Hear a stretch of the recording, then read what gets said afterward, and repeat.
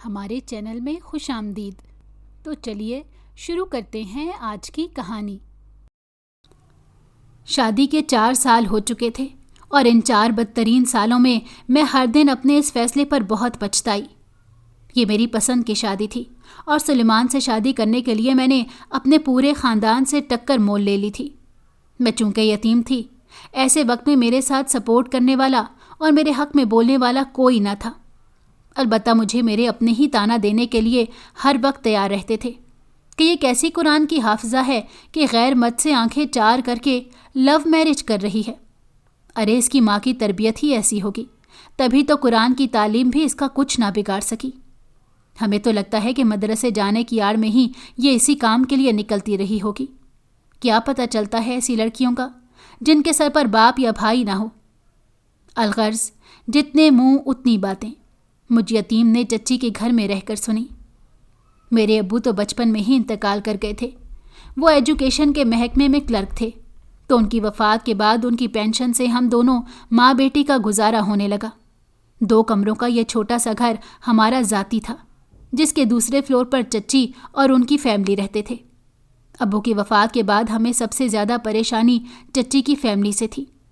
چچا اور چچی کی پوری کوشش تھی کہ یہ نچلے والا فلور بھی انہیں مل جائے، اور اس مقصد کے لیے انہوں نے امی کو بہت زیادہ پریشرائز کیا۔ بلکہ چچا نے تو یہاں تک کہا کہ یہ گھر اب ان کا ہے اور وہ نچلے فلور کو کرائے پر دینا چاہتے ہیں۔ تو امی نے کہا کہ اگر آپ اس گھر کے کرائے پر لگانا چاہتے ہیں تو ہم ماں بیٹی کہاں جائیں گے؟ تو وہ بڑے آرام سے بولے کہ آپ اوپر ہمارے ساتھ آ کر رہ جائیں، 1 کمرہ آپ دونوں ماں بیٹی کے لیے کافی ہوگا۔ تو امی ان کی بات سن کر بڑی حیران ہوئیں کہ الگ الگ رہنے کے باوجود ہم 2 گھروں کی کبھی آپس میں نہیں بنی، تو جب بالکل ان کے ساتھ رہنا پڑا تو کیا حال ہوگا۔ چچی کے مزاج کی وجہ سے چچا نے اوپر والے پورشن کی سیڑھیاں گھر کی بیک سائڈ سے نکال لی تھیں، تاکہ ہمارا اور ان کا آمنا سامنا سرے سے ہو ہی نہ۔ ابو کی وفات تک چچا اوپر والے پورشن میں رہنے کے باوجود ہمارے لیے اجنبی تھے اور ہم ان کے لیے۔ لیکن جو ہی ابو کا انتقال ہوا تو اچانک ہی چچا کو ہم ماں بیٹی سے ہمدردی جاگ اٹھی۔ دونوں میاں بیوی ہمارے ارد گرد گھومتے نہ تھکتے تھے۔ امی کو رام کرنے کے لیے چچی نے اپنی زبان پر شہد ہی باندھ دیا تھا، جیسے وہ ہر وقت ہمارے ارد گرد ہی ٹپکاتی رہتی۔ میں تو نہ سمجھ تھی، اس لیے اکثر امی کو کہتی کہ ہم اوپر ہی چل کر ان کے ساتھ رہتے ہیں، نیچے تو ویسے بھی گرمی ہوتی ہے تو حبس بڑھ جاتا ہے۔ تو امی زخمی مسکراہٹ کے ساتھ مجھے دیکھتے ہوئے ایک ٹھنڈی سانس بھرتی اور کہتی، جو مجھے نظر آ رہا ہے وہ تم ابھی نہیں دیکھ سکتی سعدیہ۔ جس دن تمہیں ان کے مکروہ فریب کے بارے میں پتہ چلے گا، اس دن تمہیں اپنی ماں کے فیصلے پر فخر ہوگا۔ میری کم سنی اور نا سمجھی کی وجہ سے چچی نے مجھے شیشے میں اتارنے کی بہت کوشش کی۔ وہ مجھے امی کے خلاف بطور ہتھیار استعمال کرنے لگی۔ ہر وقت میرے کانوں میں امی کے خلاف پٹیاں پڑھاتی رہتیں اور مجھے کہتیں کہ دیکھو نا کتنی مہنگائی ہے، اگر تمہاری امی یہ پورشن کرائے پر لگا دیں تو دونوں گھروں کا بھلا ہو جائے۔ لیکن تمہاری امی کی ضد کی وجہ سے تمہارے چچا خاموش ہیں، ورنہ دنیا ایسے موقع پر صرف اپنا مفاد دیکھتی ہے۔ انہیں کیا لگے بیوہ بھاوج اور اس کی بچی سے۔ لیکن تمہارے چچا بہت ہی خدا ترس انسان ہیں، وہ کوئی ایسا کام نہیں کرنا چاہتے جس سے اللہ ناراض ہو۔ اسی لیے تم اپنی امی کو سمجھایا کرو کہ وہ یہ ضد چھوڑ دیں۔ اوپر 1 کمرہ خالی ہے، اگر وہ لے لیں تو نچلا پورا گھر ہم کرائے پر لگا سکتے ہیں۔ تو میں جب بھی چچا چچی کے گھر سے امی کی طرف آتی لڑائی شروع کر دیتی، اور ایک دفعہ تو لڑتے لڑتے میں نے انہیں ہٹ درم بھی کہہ دیا۔ تو امی صدمے کی کیفیت میں مجھے کافی دیر دیکھتی رہیں اور پھر رو دیں۔ مجھ سے امی کا رونا نہ دیکھا گیا تو میں ایک دم ان کے گلے سے آ کر لپٹ گئی۔ تو امی نے مجھے پیار سے سمجھایا کہ سعدیہ تم ان معاملات کو نہیں سمجھتی، اسی لیے بچے تم ان باتوں میں مت آیا کرو، اور تمہیں یہ باتیں کون سکھاتا ہے؟ پہلے تو تم مجھے یہ بتاؤ۔ تو میں ان کو بتاتی کہ چچی مجھ سے یہ باتیں کرتی ہیں اور کہتی ہیں کہ اپنی امی کو سمجھاؤ۔ تو امی افسردہ ہو کر اکثر اپنا سر ہلاتی اور منہ ہی منہ میں بڑبڑاتی رہتی کہ کس طرح یہ لوگ میرے گرد گھیرا تنگ کرنے کے لیے میری بیٹی کو استعمال کر رہے ہیں۔ میں کبھی امی کو درست سمجھتی اور کبھی چچی کو، لیکن میں پھر ان دونوں کے درمیان کبھی کوئی فیصلہ نہ کر پاتی کہ کون صحیح ہے۔ امی کو روتا دیکھتی تو امی کو صحیح بول دیتی، اور اگر چچی کو اداس دیکھتی تو امی کے خلاف ہو جاتی۔ वक्त आहिस्ता आहिस्ता गुजरता चला गया कि एक दिन चचा ने अम्मी को अपने रिश्ते का पैगाम भेजा। खानदान वालों ने भी अम्मी पर जोर डाला कि तुम जवान जहान हो, ये पहाड़ सी जवानी तुम अकेले कैसे गुजार सकती हो। अभी तुम्हारी बच्ची भी छोटी है और रिश्ता भी बाहर का नहीं, इसका सगा चचा है। अगर ये रिश्ता हो जाता है तो बच्ची को भी बाप का साया मुयस्सर आ जाएगा जो उसका अपना ही खून है। कम से कम ये बाहर रिश्ता होने से तो कई गुना ज़्यादा बेहतर होगा। तो अम्मी सोच में पड़ गई। बिला आखिर ख़ानदान के बड़े बुजुर्गों की वजह से अम्मी ने चचा से निकाह कर लिया। निकाह होते ही चचा के तेवर बदल गए और उन्होंने अम्मी से घर के कागजात पर दस्तखत करवाकर निचला पोर्शन अपने नाम करवा लिया और अम्मी बेखबरी में मारी गई। जब उन्हें चचा की इस कार्रवाई का इल्म हुआ तो वो बहुत रोईं। ऐसे में चच्ची ने अम्मी पर जुल्म की इंतहा कर दी। वो चचा को ना तो अम्मी के पास आने देती और ना ही कोई माली इमदाद करने देती, बल्कि उल्टा अम्मी को अब्बू की जो पेंशन मिलती थी चचा उनसे वो भी हथिया लेते। अम्मी उस वक्त को रोती थी जिस वक्त उन्होंने चचा से शादी की हामी भरी। इस शादी पर फोर्स करने के लिए ख़ानदान के जिन बुज़ुर्गों ने अपना हिस्सा डाला था, अम्मी उनके पास जाकर अपना दुखड़ा रोती कि ये शादी करने का उन्हें क्या फ़ायदा हुआ कि वो अपनी छत से भी गईं। जो भी सुनता वो चचा की बदनीयती पर अफसोस ही करता। शादी के 2 माह बाद ही चचा ने अम्मी को तलाक दे दी। जो ही अम्मी को तलाक के कागजात मिले तो अम्मी चकरा कर गिर पड़ी। उन्हें हार्ट अटैक हो गया और वो मौके पर ही फौत हो गई। लेकिन अम्मी की तलाक की खबर ख़ानदान में ना फैली क्योंकि चचा ने इस खबर को दबा लिया।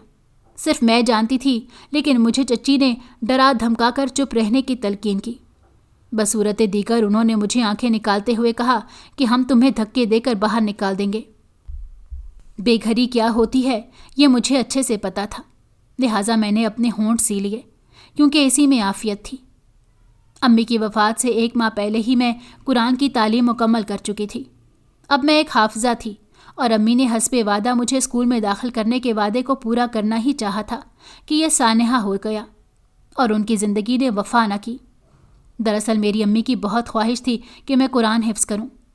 मैं उस वक्त सरकारी स्कूल में ज़ेरे तालीम थी।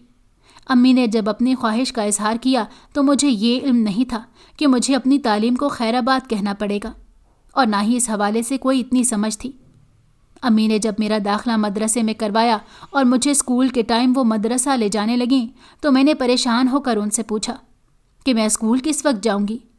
तो वो बड़े प्यार से घुटनों के बल मेरे पास बैठकर बोलीं, कुरान की तालीम तुम्हारे स्कूल की तालीम से ज़्यादा अहम है। तो मैंने उनके हाथों को अपने कंधे से ज़ोर से हटाया और 1 कदम पीछे हटी। मैं सिर्फ आपसे ये पूछ रही हूँ कि मैं स्कूल किस वक्त जाऊँगी। तो अम्मी ने कहा कि तुम एक वक्त में एक ही तालीम हासिल कर सकती हो क्योंकि कुरान की तालीम भी कोई इतनी आसान नहीं है।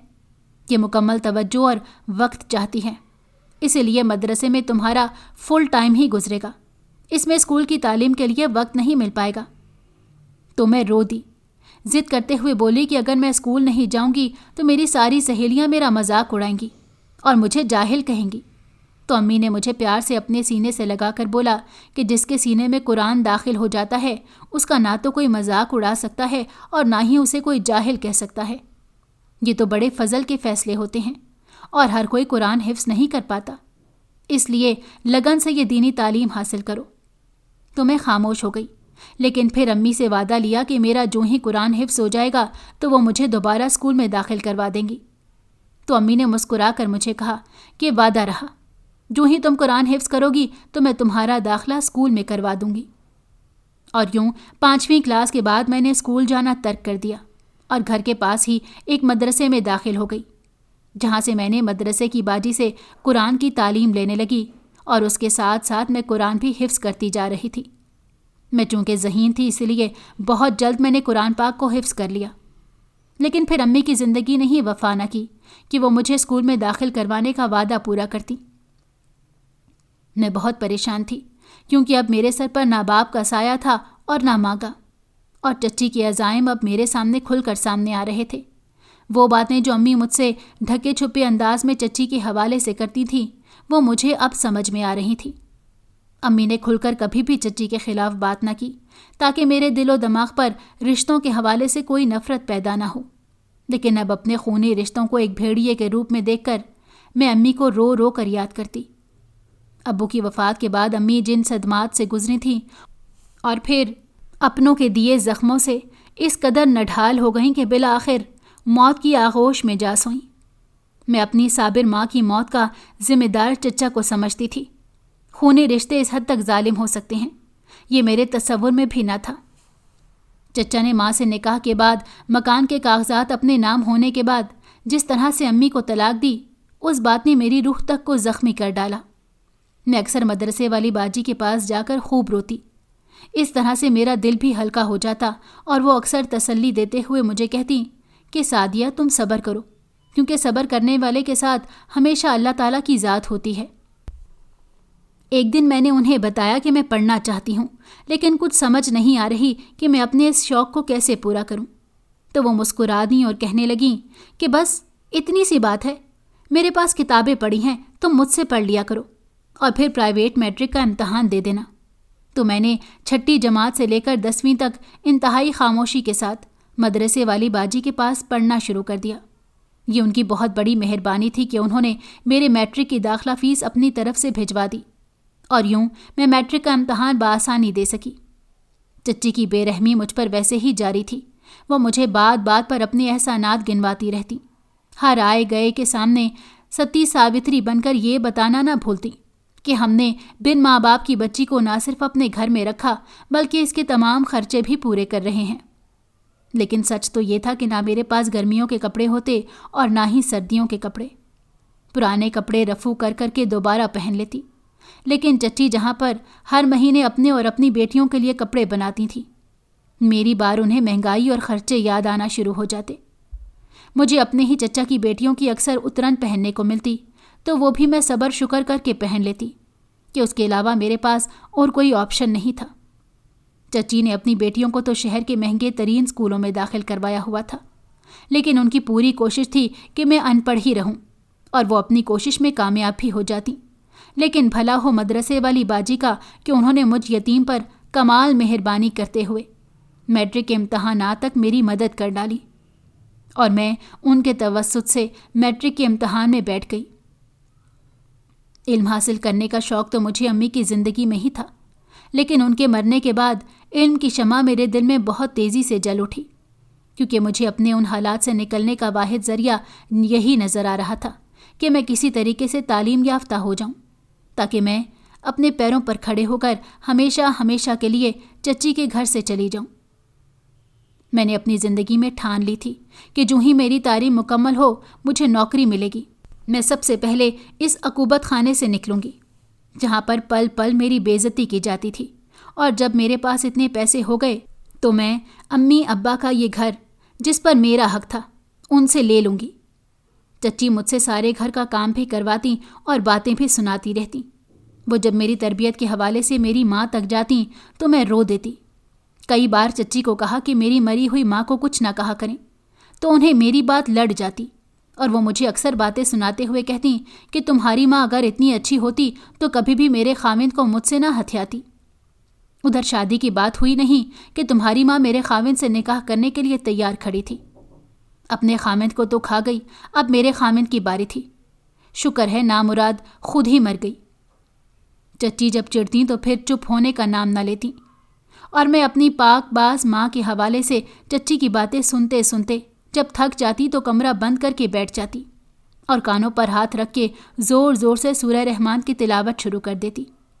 मैं बातों में चच्ची से कभी जीत न सकी थी और ना ही ज़्यादा देर तक अपनी माँ का दिफा कर सकती, इसीलिए खामोश हो जाती, क्योंकि चच्ची मुझे कई बार घर से निकाल चुकी थी और पूरे मोहल्ले ने यह मंजर देखा था। जब जब ये बात मुझे याद आती तो शर्म से मेरी निगाहें झुक जाती और मैं जब भी मोहल्ले में निकलती तो किसी से नज़र ना मिला पाती। इन अज़ियतों में मेरा वक्त गुजरता चला गया और बिलाखिर मेरे मैट्रिक का रिज़ल्ट आ गया, जिसमें मैं बहुत अच्छे नंबरों से पास हुई। उस दिन मेरी खुशी की इंतहा न थी। मैंने मदरसे वाली बाजी को बताया कि मेरा किसी प्राइवेट स्कूल में जॉब दिलवा दें, ताकि मुझे जो तनख्वाह मिले उससे ना सिर्फ मैं आगे एडमिशन लूँ, बल्कि अपना भी कुछ ना कुछ खर्च निकाल लिया करूँ। घर के पास ही मुझे एक स्कूल में जॉब मिल गई और ये अल्लाह की बड़ी मेहरबानी हुई कि चचा और चच्ची ने कोई एतराज़ ना किया बल्कि उन्हें तो बड़ी हैरानगी थी कि मैंने मैट्रिक कैसे कर लिया। उनके जहनों में तो यही था कि मैं किसी तौर पर भी मैट्रिक नहीं कर पाऊंगी। लेकिन कदम कदम पर अल्लाह की मेरे साथ बहुत बड़ी मेहरबानी रही। उन्हीं दिनों मैंने घर में एक अजीबो गरीब तब्दीली नोट करना शुरू कर दी, जिसने मुझे बेइंतहा परेशान कर डाला। चचा का बेटा कमाल मुझ पर नज़र रखने लगा था और ये तब्दीली उसमें अचानक से पैदा हुई थी, जिसने मुझे खौफजदा कर डाला। मुझे चच्ची ने स्टोर रूम रहने के लिए दे रखा था, तो वो अक्सर बग़ैर दस्तक दिए मेरे कमरे में आ जाता, या फिर जब अक्सर रात को सब सो जाते तो वो मेरे कमरे में आकर मुझसे बातें करना शुरू कर देता। तो मुझे बड़ी हैरत होती कि उसे दिन को बातें क्यों नहीं याद आती। अब मैं रात को अपने कमरे की कुंडी लगाकर सोती तो वो काफ़ी देर मेरे दरवाजे के बाहर खड़ा होकर आहिस्ता आहिस्ता दस्तक देता रहता। मैंने चच्ची को बताया तो उन्होंने 1-2 बार उसे डांटा, लेकिन उस पर असर बिल्कुल भी ना हुआ। कई बार उसने मुझे गलत अंदाज में छुआ तो मैं चीख उठी। चच्ची से शिकायत लगाई लेकिन कोई फ़ायदा ना हुआ, तो मैंने अपने मदरसे वाली बाजी से बात की तो वो भी बहुत परेशान हो गई। सादिया, तुम्हारी शादी हो जाना इस स्टेज पर बहुत ज़रूरी है। अल्लाह ही तुम्हारी इज़्ज़त की हिफाजत करे। मैं जिस स्कूल में पढ़ाती थी वहाँ पर सुलेमान साहब टीचर थे। उन्होंने कहीं मदरसे वाली बाजी के ज़रिए मेरे रिश्ते की बात की तो वो बहुत खुश हो गईं और उन्होंने मुझसे कहा कि इस तरह तुम्हारा एक रिश्ता आया है, अगर तुम रजामंद हो तो मैं तुम्हारी चच्ची के घर जाती हूँ। सुलेमान हमारी शैला आंटी के बेटे हैं। बचपन में ही वालिदैन फौत हो गए। सेल्फ मेड लड़का है। उसकी और तुम्हारे हालात भी मिलते जुलते हैं। यकीनन तुम दोनों बेहतरीन कपल बनोगे। सुलेमान स्कूल में मेरे साथ कुलीग थे। क्लास के हवाले से फ़कत 1 या 2 बार बात हुई थी। अच्छे इंसान थे, लेकिन मुझे ये नहीं पता था कि वो मेरा रिश्ता मांग लेंगे। मुझे कोई एतराज़ नहीं था और इन हालात में तो मैं किसी तौर पर भी एतराज़ नहीं करना चाहती थी, क्योंकि चच्ची के घर के हालात दिन ब दिन कमाल की वजह से तकलीफ़ दे बनते जा रहे थे। ना तो वो बात सुनता था और ना ही चच्ची उसको ठीक से समझाती थी। मुझे अब चच्ची के घर में दिन रात अपनी इज्जत का खौफ रहने लगा। ऐसे में मैंने मदरसे वाली बाजी को हाँ कर दी, लेकिन सुलेमान के घर से रिश्ता जब चच्ची के घर आया तो चच्ची और चचा दोनों ने ही इनकार कर डाला। अब मेरे पास कोई ऑप्शन न बचता था, लिहाजा मैं मदरसे वाली बाजी के घर आ गई और उनसे कहा कि वो मेरा निकाह सुलेमान से करवा दें। सुलेमान ने निकाह के बाद चचा और चच्ची ने मुझसे बाइकआउट कर दिया और अपने घर के दरवाजे मुझ पर बंद कर दिए। मेरी शादी तो सुलेमान के साथ हो गई, लेकिन शादी के बाद मुझे पता चला कि वो एक नफ्सियाती मरीज़ हैं और उन्हें शक की आदत है। उन्होंने सबसे पहले मेरा स्कूल बंद करवाया। मैं आगे पढ़ना चाहती थी, लेकिन उन्होंने मुझे उसकी इजाज़त ना दी, तो मैं बेहद परेशान हो गई कि अब क्या करूं। अल्लाह ने मुझे एक बहुत ही प्यारा बेटा भी दे दिया, तो मेरा दिल किसी हद तक लगा रहता। फिर उन्होंने स्कूल पढ़ाना छोड़ दिया था। अब वो घर में ही रहते और घर से ही बैठकर ऑनलाइन काम करते, जिसकी वजह से हमारा बस गुजर बसर हो जाती। लेकिन सबसे ज़्यादा मुश्किल मुझे उनके रवैये से होने लगी। ना तो वो खुद मुझे कहीं लेकर जाते और ना ही मुझे किसी के घर जाने देते। बच्चा पहले तो छोटा था, इसीलिए मुझे उनके रवैये महसूस ना होते, लेकिन जूं जूं अली बड़ा होने लगा, घर के घुटे हुए माहौल को देखकर वो हर वक्त सहमा सहमा रहता। ज़रा सी ऊंची आवाज़ में अगर सुलेमान मुझसे बात करते तो वो डर कर कांपने लगता। वो लड़के की ज़ात था और मेरे लिए ये बात बाइसे परेशानी बनती जा रही थी कि अगर वो घर में इतना खौफज़दा रहेगा तो बाहर दुनिया को कैसे फेस करेगा। तरबियत वैसे भी मियाँ बीवी मिलकर करते हैं और ये बात मैं अक्सर सुलेमान को समझाती, लेकिन वो एक कान में डालकर दूसरे कान से निकाल देते।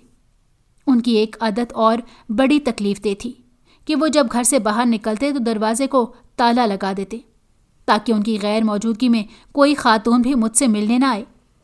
मुझे कभी कभी ऐसा लगता कि जैसे मैं एक ऐसी कैद तन्हाई गुजार रही हूँ जिसका इंतखाब मैंने खुद अपने हाथों किया। और फिर ये कैद तन्हाई मेरी ख़त्म हो गई जब सुलेमान एक हादसे में इंतकाल कर गए। उस दिन पहली बार मैंने खुद को किसी ऐसे परिंदे की तरह महसूस किया जिसके पिंजरे का दरवाज़ा खुला हो और उसने अपने परों से भरपूर परवाज़ ली हो। चचा चच्ची को सुलेमान के इंतकाल का पता चला, लेकिन वो उसकी ताज़ियत के लिए भी मेरे दरवाजे के अंदर ना आए। मेरे ऊपर ये एक इंतहाई मुश्किल वक्त था। गो के घर सुलेमान का अपना ज़ाती था, तो मुझे सर की छत की फ़िक्र ना थी, लेकिन पेट तो खाना मांगता है। مگر مشکل وقت میں آپ خود تو بھوکے رہ سکتے ہیں لیکن اولاد کی بھوک دیکھی نہیں جاتی۔ میں نے اسکول میں بھی کوشش کی کہ کسی طرح جاب مل جائے، لیکن تعلیم کم ہونے کی وجہ سے مجھے جاب نہیں مل رہی تھی، تو میں نے مدرسے والی باجی سے دوبارہ رابطہ کر کے اپنے لیے جاب کا کہا، تو انہوں نے اس مشکل مرحلے میں بھی غیر ہونے کے باوجود میرا جم کر ساتھ دیا اور مجھے اپنے ہی مدرسے میں نوکری دے دی، جس سے میرا گزر اوقات ہونے لگا۔ مدرسے میں بچوں کو پڑھاتے ہوئے مجھے تقریباً 1 سال ہونے لگا۔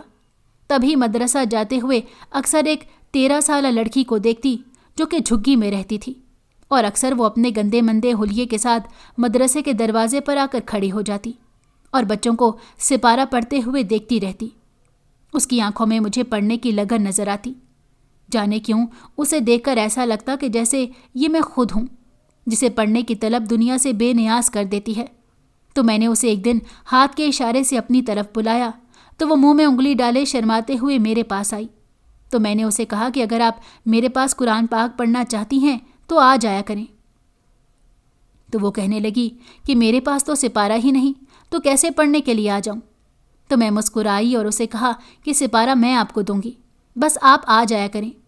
تو وہ میری بات سن کر بہت خوش ہوئی اور اگلے دن وہ میرے پاس سپارہ پڑھنے کے لیے آ گئی۔ اسے میرے پاس پڑھتے ہوئے لگ بھگ 1 ہفتہ ہونے کو آیا تھا کہ ایک دن اس کی چچی اور اس کے ساتھ ایک اور عورت مدرسے میں آئی اور میرے ساتھ لڑنے لگی کہ تم نے نہ جانے اس پر کیا جادو کر ڈالا ہے کہ یہ کام کاج چھوڑ کر یہاں چلی آتی ہے۔ تو میں نے ان سے کہا کہ یہ بچی اگر پڑھنا چاہتی ہے تو اسے پڑھنے دیں، اللہ کا کلام ہے، اسے پڑھنے سے روکنا تو بہت غلط بات ہے۔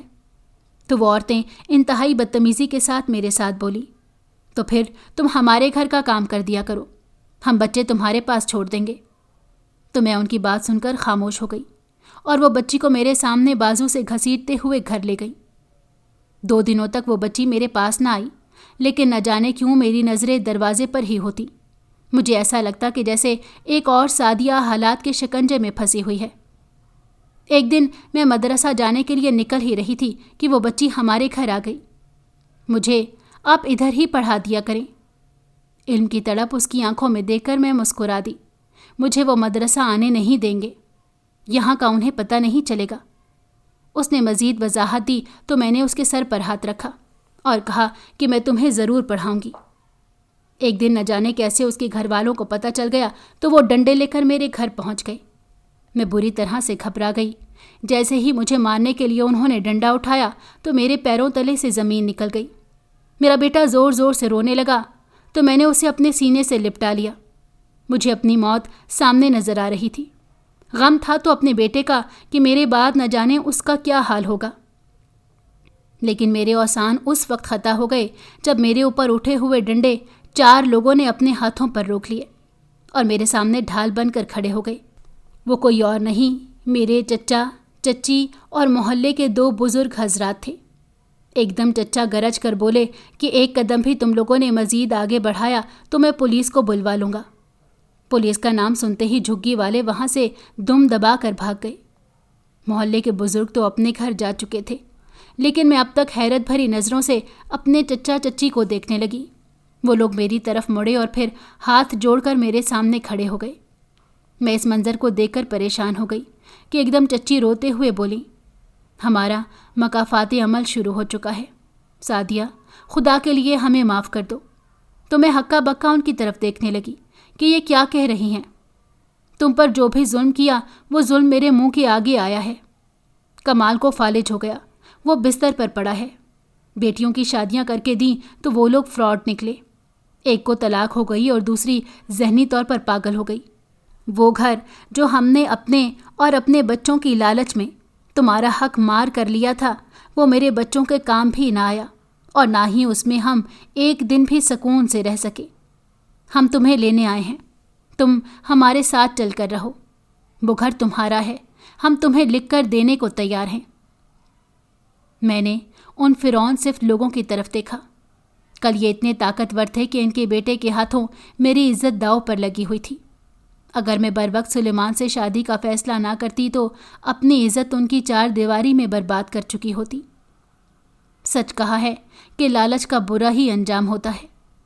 ان کا وقت گزر چکا تھا اور اب میرا وقت شروع ہوا تھا۔